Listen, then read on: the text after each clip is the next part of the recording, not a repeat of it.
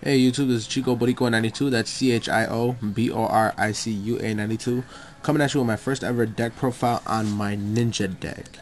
Didn't take me too long to finish this deck up. There are still like 2 cards I still need that will complete the deck, but it runs pretty well as it is. So let's get started with the deck.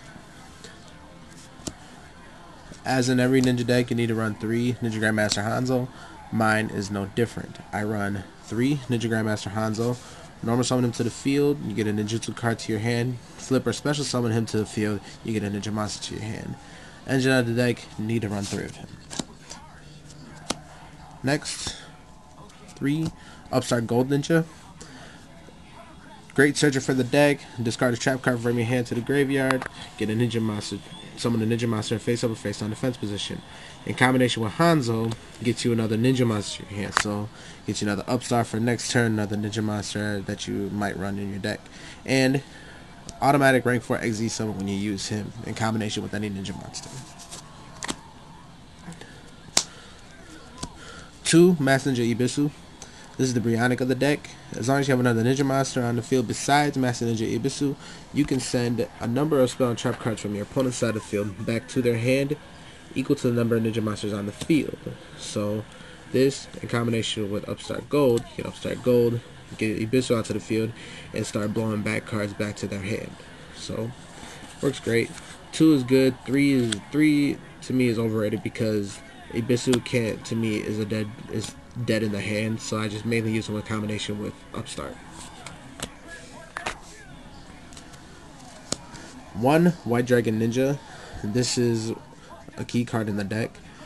Can only be special summoned by a ninjutsu arts card effect, and when she's on the field, your spells and trap cards can't be destroyed by card effects. So just use this with a ninjutsu arts super transformation to any ninja monster and at least a level 3 or higher monster on their side of the field, and you got automatic White Dragon Ninja. 2 Dark Simorgh. This is a Simorgh Ninja deck. Main target card of the deck. As soon as you get him out, it's easy to get him out. He doesn't have any restrictions, but as soon as you get him out, your opponent can't set any cards. Spells, traps, monsters, everything has to be face up. So, works great.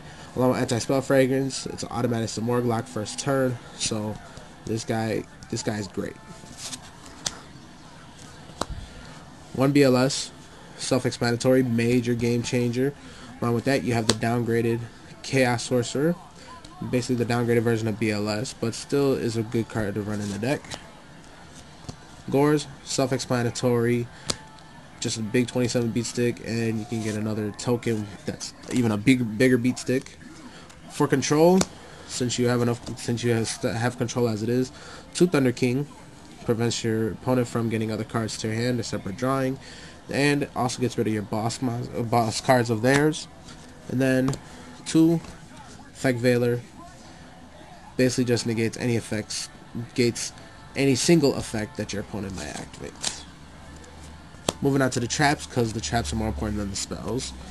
I run 2 Ninjutsu Arts of Transformation and 1 Ninjutsu Arts of Super Transformation. These are used to get Simorgh out, and this is used to get White Dragon Ninja out. Works great.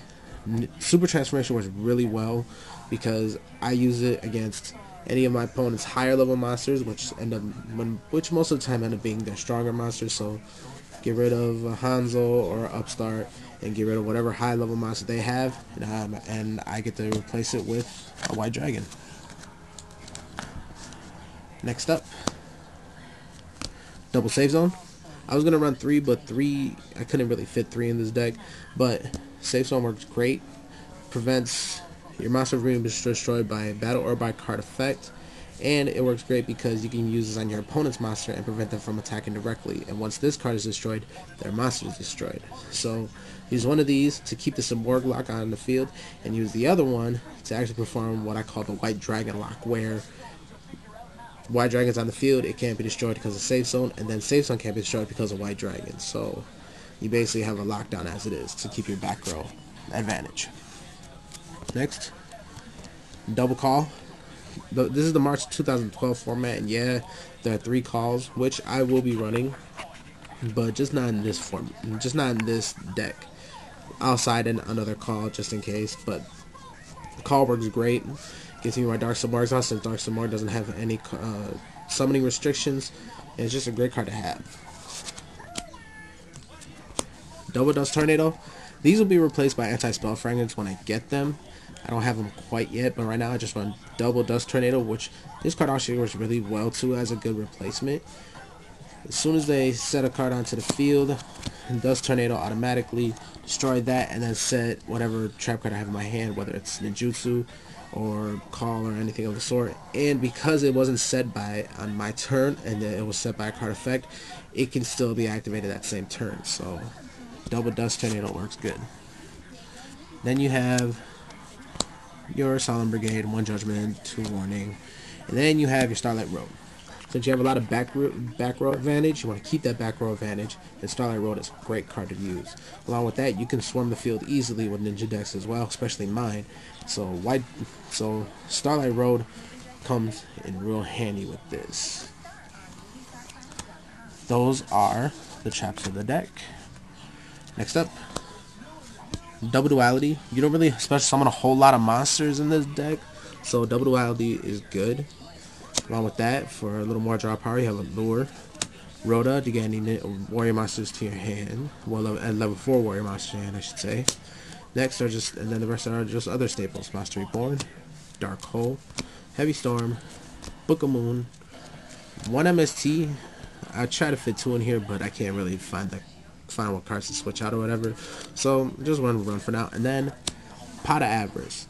I switched this out. I switched a Sangan out. I had a Sangan in this deck and switched out for Pot of Avarice, and I found out that it works really well because this deck revolves around Xing a lot, like rank 4s all the time.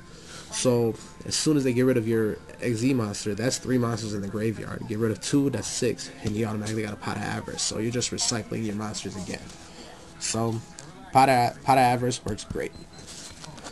That is the main deck. Moving on to the extra deck. 1 Stardust Dragon because of Starlight Road. Not really all that good in this format, but because I run Starlight Road, I just run a Stardust Dragon. And it gives me another negate as well. Yeah, I don't get to special summon him again, but I only really use him just to negate something else. So 1 Stardust, just cause. Next, Double Blade Armor Ninja. This is one of the target XZ monsters that are in the deck. I use two level 4 warrior type monsters to get him out on the field, so that's basically any 2 ninja monsters, 2 level 4 ninja monsters I should say. And then once he's out on the field, his effect is that you detach 1 and a ninja monster can attack twice this turn. Use it on him, clear out their field, you get an automatic 4400 damage. So that's that. Along with that, triple Utopia, because this deck is great for getting rank 4 XZ monsters out. So triple Utopia, great for stalling when you really need to. And 1 Utopia Ray. Now I run 1 Utopia Ray because with Utopia, for how much as you can stall with Utopia and Save Zone and Call to get your monsters back, you can end up losing a lot of life points, but you won't be out of the game yet. And you can get close to, well less than 1,000 life points, which then his effect activates, where you actually summon him using any Utopia and their materials. You then detach 1. This monster gains, Utopia Ray gains 500 attack points, which puts him at a 3,000 beat stick, and then your opponent's monster loses 1,000 attack points, which this can run over a lot of monsters. This is run over a BLS if it wants to. It can run over Gothams from X Sabers, run over Leviathan if it's at 1,000 or so. It runs over a lot. So 1 Utopia Ray for when you really need like a Hail Mary move, Utopia Ray actually works really well. And that is the deck. Thanks for watching, YouTube. I greatly appreciate you watching. Any comments to the deck, let me know. Post them up for me. This deck, I faced a Dark World deck and an X Saber deck with this, and it actually does pretty well. And I did this on Dueling Network too. Had done like about what 10 matches and won at least 8 out of 10. So the deck works great. Any comments on the deck, just let me know. Post them up. Post comments on them. Subscribe to me. And I'll be posting up another video of this deck as well with a side deck, because once I side deck, it'll change from a Simorgh Ninja to a Dino Ninja once I get all the cards right. So thanks for watching, YouTube.